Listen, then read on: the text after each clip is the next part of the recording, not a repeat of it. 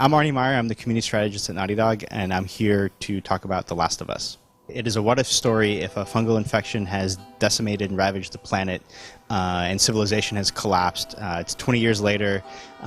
Nature has started to reclaim the environment, so there's decay, but there's also a lot of beauty. And it's the story of Joel and Ellie. Joel is an older, brutal survivor who's seen the previous, regular civilization collapse. Ellie was born in this world. This is the only world that she knows. They're thrust together in an unexpected circumstance where they now must journey across the United States. And Joel sees his opportunity for redemption in Ellie, and Ellie starting to get to see what the outside world is really like. And really, this is the story of their journey across the United States as they try to survive against other infected humans, or probably even a worse adversary, the other survivors that are out there. But they'll also potentially encounter survivors that are more helpful or friendly.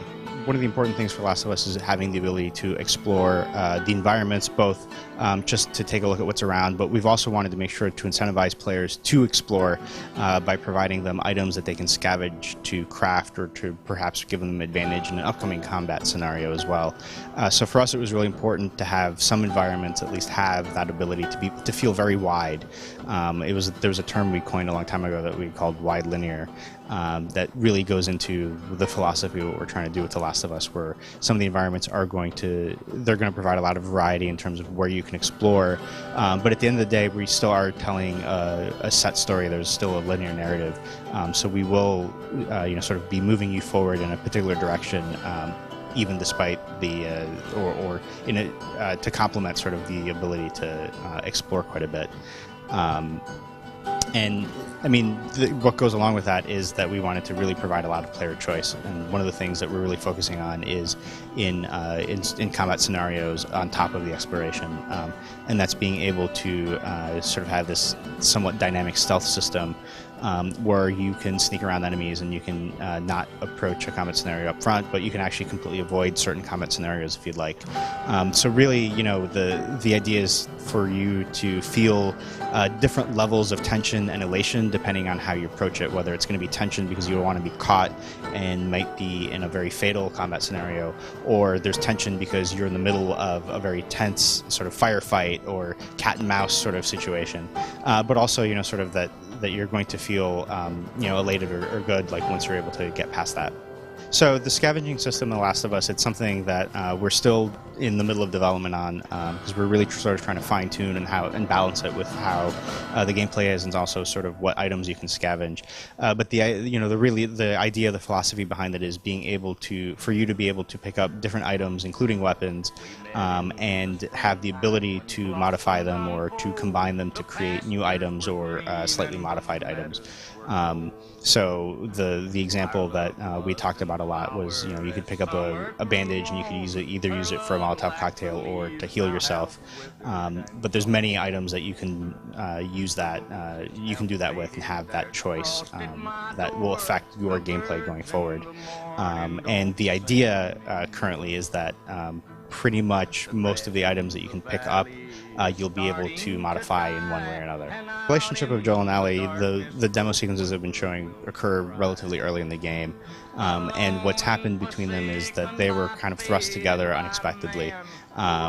He was smuggling Ellie out of this quarantine city, and everything went sour, and now he has to take her to where he was supposed to, or where he was supposed to smuggle her to. But now they're sort of thrust together and have to survive in this outside world where they're journeying across the United States. So what you're seeing is, basically two strangers, and in one sense, two strangers getting to know each other. They'll be helpful, but not too helpful. This is a world where trust is scarce. And that's really sort of at the underpinnings of what the relationship is.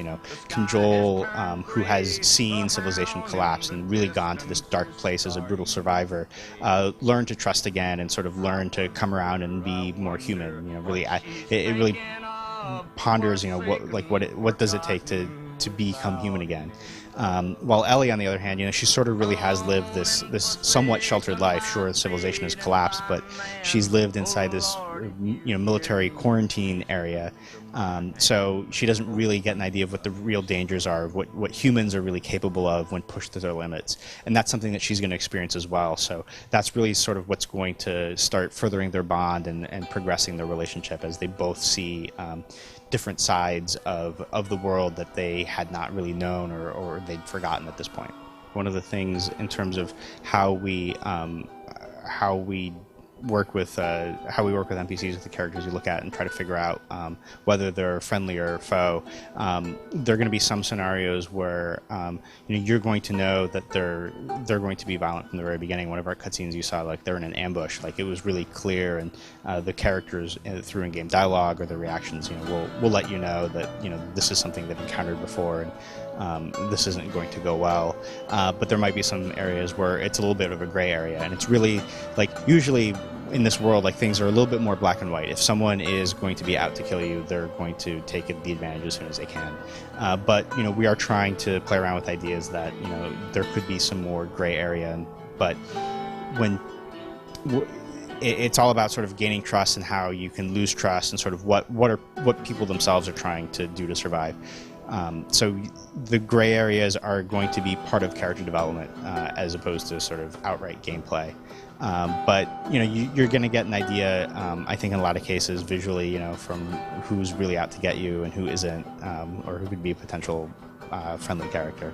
I mean, Daisy's very freeform, for example, but if you look at what we do, we do have a linear narrative, so it's really difficult to really bring another character and make sure that they fit into what that narrative that we're trying to say is. One of the things we'd found, when in co-op and Uncharted, is when people are playing co-op, they're going to run off and they're going to do crazy things, right? And that sort of breaks the universe, breaks the feeling that you're trying to do. So while we are looking at multiplayer, that isn't one of the aspects we're looking at. I'm Arnie Meyer from Naughty Dog. I'm here to talk about The Last of Us. It's coming out on the PlayStation 3 in 2013.